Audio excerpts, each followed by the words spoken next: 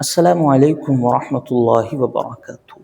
आज की वीडियो का टॉपिक है ईद की नमाज़ पढ़ने का तरीक़ा। साल में 2 मरतबा ये नमाज़ पढ़ने का इत्तिफ़ाक़ होता है, तो अक्सर हज़रात इस नमाज़ को पढ़ने का जो तरीक़ा है वो भूल जाते हैं, कन्फ्यूज़ हो जाते हैं कि किस तकबीर पर हाथ बांधना है और किस तकबीर पर हाथ उठाकर छोड़ देना है। यहाँ पर आकर कन्फ्यूज़न हो जाती है। तो हम तफ़सील के साथ बोर्ड पर ये समझेंगे कि किस तकबीर पर हाथ बांधना है, किस तकबीर पर छोड़ देना है, ये तमाम बातें इंशाअल्लाह तफ़सील से हम समझेंगे। सबसे पहले समझिए कि ईद की नमाज़ की सिर्फ़ और सिर्फ़ 2 रकात होती हैं। ये नमाज़ पढ़ना मर्दों पर वाजिब है। इस नमाज़ का वक़्त इशराक़ के वक़्त पर शुरू होता है और ये भी याद रखिए कि ईद की नमाज़ की नियत किस तरह होती है।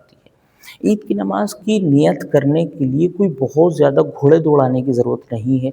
आप अपने ज़हन में ये ख़याल ले आएँ कि मैं ईद की 2 रकात वाजिब पढ़ रहा हूँ, जो अल्लाह ताला ने हम पर वाजिब की, वास्ते अल्लाह ताला के रुख़ में रखा काबा शरीफ की तरफ। इतना ख़याल ज़हन में ले आने से भी आपकी नियत हो जाती है। बाकी बहुत से हज़रात ये चाहते हैं कि ज़बान से नियत की जाए ताकि दिल को सुकून हो जाए कि हाँ, हमारी नियत हो गई है।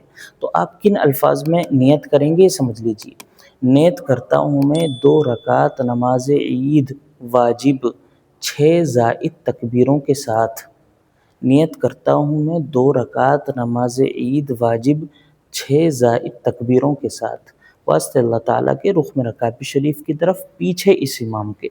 इतना आप नियत कर लें तो इंशाअल्लाह आपकी नियत हो जाएगी। अब इसके पढ़ने का तरीक़ा क्या है, इसको गौर के साथ तफ़सील के साथ समझिए। सबसे पहले समझिए, जब आपकी पहली रकात होगी और इमाम साहब नमाज को शुरू फरमाएंगे तो शुरू में 4 तकबीरात होनी हैं।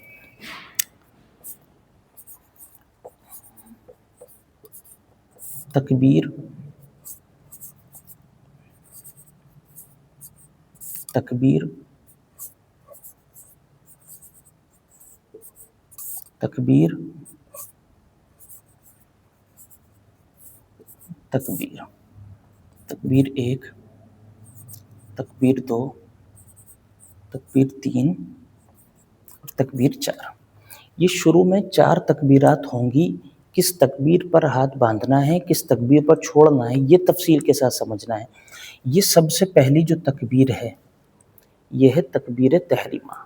यानी जब इमाम साहब नमाज़ शुरू करेंगे और पहली नियत बांधेंगे और अल्लाहु अकबर कहेंगे, ये अल्लाहु अकबर वही तकबीर है जिससे नमाज़ शुरू हुआ करती है। यानी आम नमाज़ों में जब हम नमाज़ पढ़ना शुरू करते हैं तो शुरू में हाथ उठाते हुए अल्लाहु अकबर कहते हैं। इस तकबीर को तकबीर तहरीमा कहते हैं। हर नमाज के शुरू में ये तकबीर पढ़ना फ़र्ज़ है।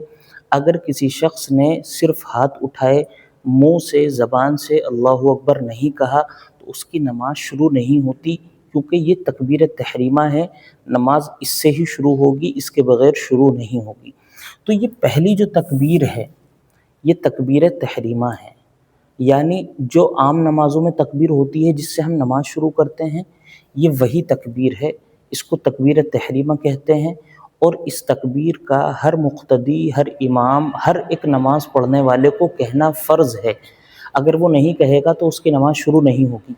तो ये पहली तकबीर है तकबीर तहरीमा। ये तकबीर कहना फ़र्ज़ है और इस तकबीर के बाद इमाम साहब भी और तमाम नमाज़ पढ़ने वाले अल्लाहु अकबर कहते हुए हाथ उठाएंगे और बांध लेंगे। ये पहली तकबीर है, इसमें अल्लाहु अकबर कहते हुए हाथ बांधना है, कर बांध लेना है। फिर यहाँ इमाम साहब जो है सना पढ़ेंगे और जितने भी मुक़्तदी हज़रात हैं, वो तमाम हज़रात यानी नमाज़ पढ़ने वाले हैं, वो तमाम हज़रात भी यहाँ पर जो है सना पढ़ेंगे। ये पहली तकबीर का मामला है। जब सना से इमाम साहब और तमाम नमाज़ पढ़ने वाले फ़ारिग़ हो जाएंगे, अब इमाम साहब कहेंगे तकबीर दोम, दूसरी तकबीर। इस तकबीर में हाथ उठाना है और हाथ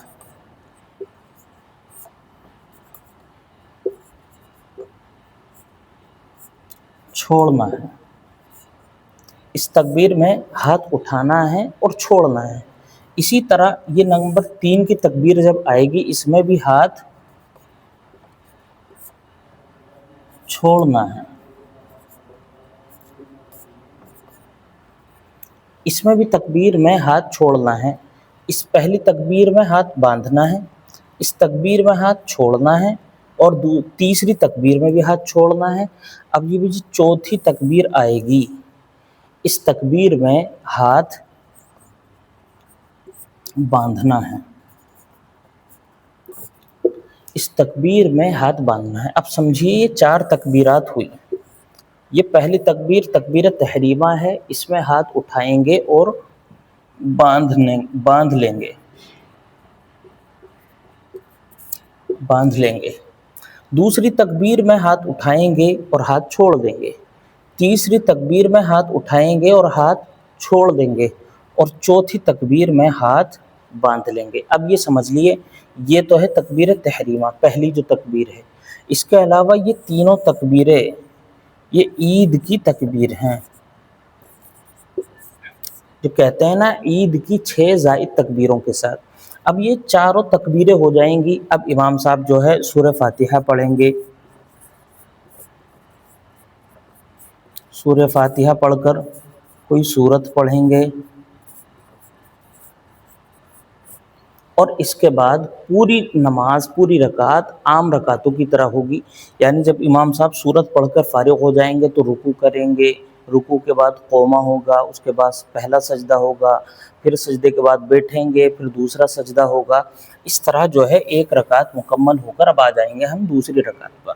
دوسری رکعت پر امام صاحب کھڑے ہوتے ہی سورہ فاتحہ پڑھیں گے، اور مقتدی حضرات خاموش رہیں گے۔ سورہ فاتحہ کے بعد امام صاحب کوئی سورت ملائیں گے، اور اس کے بعد اب پھر 4 تکبیرات ہوں گی۔ تکبیر 1، تکبیر 2، تکبیر 3 اور تکبیر 4۔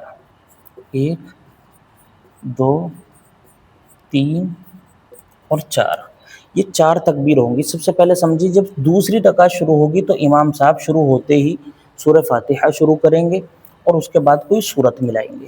اب جب یہ سورت پڑھ کر فارغ ہوں گے، اب 4 تکبیر ہوں گی۔ پہلی یہ 3 تکبیر یہ عید کی تکبیر ہیں، عید کی تکبیر، یہ تینوں تکبیر عید کی تکبیر ہیں۔ ان پہلی 3 تکبیروں میں ہاتھ